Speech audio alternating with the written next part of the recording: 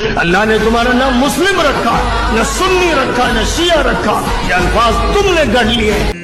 جی نبی الاسلام اور ان کے صحابہ دیوبندی تھے، بریلوی تھے، حنفی تھے، شافعی تھے، مالکی تھے یا مسلم تھے؟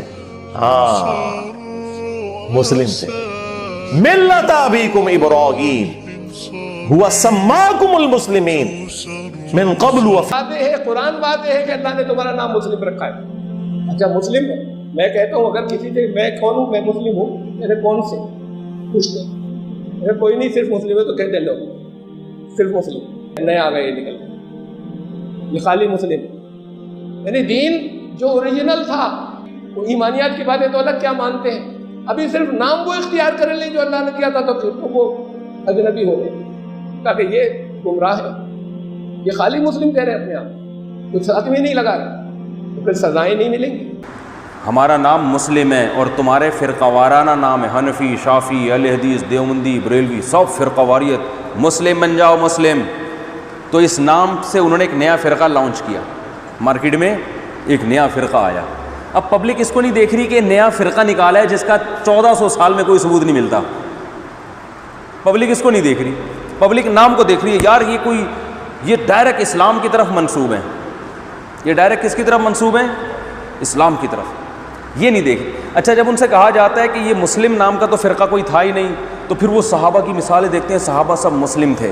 اس وقت، نہ کوئی دیوبندی، نہ کوئی بریلوی، نہ کوئی اہل حدیث، نہ کوئی حنفی، سب مسلم، تو ہم بھی مسلم۔ اس کا مطلب یہ ہوا کہ صحابہ مسلم، اس کے بعد صدیوں تک پھر مسلم مارکیٹ سے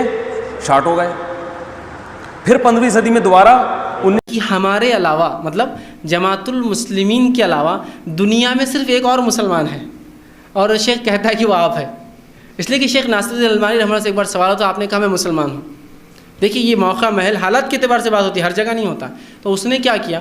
لکھا ایسا۔ تو جب شیخ ناصر البانی کو پتہ چلا کہ جماعت المسلمین کا بانی، جو کہ ظاہر سی بات ہے یہ گمراہ کن لوگ ہیں،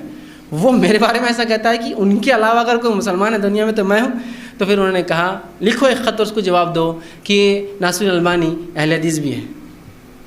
آپ تمیز کا ضروری ہے، اس لیے کہ اب کیا کیا اس نے، مسلمان ہونے کے ناطے اپنے آپ کو مسلمان بولتے ہو تو تم بھی مسلمان ہیں، تو ہم برابر ہیں۔ تو آپ تمیز اور فرق کے لیے جب اسلام میں مسلمان فرقے بنا دیں، ان فرقوں کے اندر تمیز کے لیے آپ کو بولنا ہے تو بالکل بولیے، آپ ڈٹ کر بولیے، جم کے بولیے، تمیز کے لیے، لیکن ہر جگہ اس کی ضرورت بھی نہیں ہے نا۔ اللہ نے تمہارا نام رکھا ہے مسلمان، مسلمین، مسلم، من قبل و فی ھذا، پہلے بھی تمہارا نام یہی رکھا گیا تھا اور اب بھی اس قرآن میں بھی تمہارا یہی نام ہے، اپنے آپ کو مسلمان کے سوا کچھ اور نہ کہو۔ دیکھیے یہ ہے، آپ اپنے آپ کو حنفی کہیں، مالکی کہیں، مسلک کے اعتبار سے کوئی حرج نہیں ہے، لیکن اپنی شناخت نہ بنائیں۔ اہل حدیث ایک مسلک ہے، فرض کیجئے چلیے مسلک، اسے شناخت نہ بنائیں، مسجد اہل حدیث، انا للہ و انا الیہ راجعون، آپ نے تو مسجد جو ہے اس کو باندھ دیا، یہ مسجد اسلام نہ رہی پھر تو مسجد غوثیہ، اور وہ معلوم ہوا کہ خاص مسلک کی مسجد ہے، تاکہ جیسے لا حول ولا قوت الا باللہ سے شیطان بھاگ کرتا ہے تو مسجد غوثیہ لکھا دیکھ کر جو ہے وہ اہل حدیث تو بھاگ جائیں گے وہاں سے، یہ کون سی چیز ہے، یہ تو مشرکانہ شرک کا اڈا معلوم ہوتا۔ تو یہ ساری چیزیں جو ہے یہ سب غلط ہے۔ تو میں تو رنگے کی چوٹ پہ بولتا ہوں، میں تو مسلم ہوں، لیکن اگر کوئی اپنے آپ کو دیوبندی بولتا ہے، دیوبند سے فارغ ہے، اچھی بات ہے، کوئی مدنی بولتا ہے، یہ جائز ہے، اس میں کوئی تفرق نہیں۔ آپ مدینہ سے فارغ ہے، مدنی بولتا ہے، دیوبند سے فارغ ہے، دیوبندی بولے اس کو لگتا ہے، مدنی بولے نہیں لگتا، کیوں؟ یہ تو ڈبل سٹینڈرڈ ہو گیا نا، مدنی بولنا جائز ہے، دیوبندی بولنا جائز نہیں، کیوں ڈبل سٹینڈرڈ؟ تو اگر کوئی مدرسے سے فارغ ہے اور مدنی کے لقب سے کہتا ہے کہ میں یہ ہوں، میں قاسمی ہوں، تو مجھے کوئی اعتراض نہیں، لیکن ہم مسلم ہیں۔ قال اننی من المسلمین 14 بار لکھا ہے، قال اننی من المسلمین، قال اننی مسلم ہی ہیں، اہل حدیث مسلمان نہیں، اہل حدیث ایسا نہیں ہے، اہل حدیث مسلمان ہی ہوتا ہے۔ مسلمانوں میں جو فرقے بنے ہیں ان میں جب ضرورت پیدا ہوئی تفریق کی، جیسے حدیثوں میں ضرورت پیدا ہوئی تو علماء نے نام دیے نا، کوئی بولتا نہیں ایسا نہیں کرنا چاہیے، مسلم ہی رہنا چاہیے، جو گمراہ ہے اس کو غلط نام دینا چاہیے، ہم کہتے ہیں ٹھیک ہے پھر حدیث ہی رہنا چاہیے، اور صرف ضعیف کو ضعیف بولنا چاہیے، پھر صحیح حدیث کیوں بول رہے اس کو بھی تو نام دے رہے نا تم صحیح کو، تو ایک طرف ایک قاعدہ، دوسری طرف دوسرا قاعدہ ہے، ایسا نہیں چلے گا۔ یاد رکھیں کہ یہ شیخ الاسلام علامہ ابن تیمیہ رحمہ اللہ کہا کرتے تھے کہ مجھے نہیں پتا اللہ رب العالمین کی ان نعمتوں میں سے کون سی نعمت میرے لیے بڑی ہے،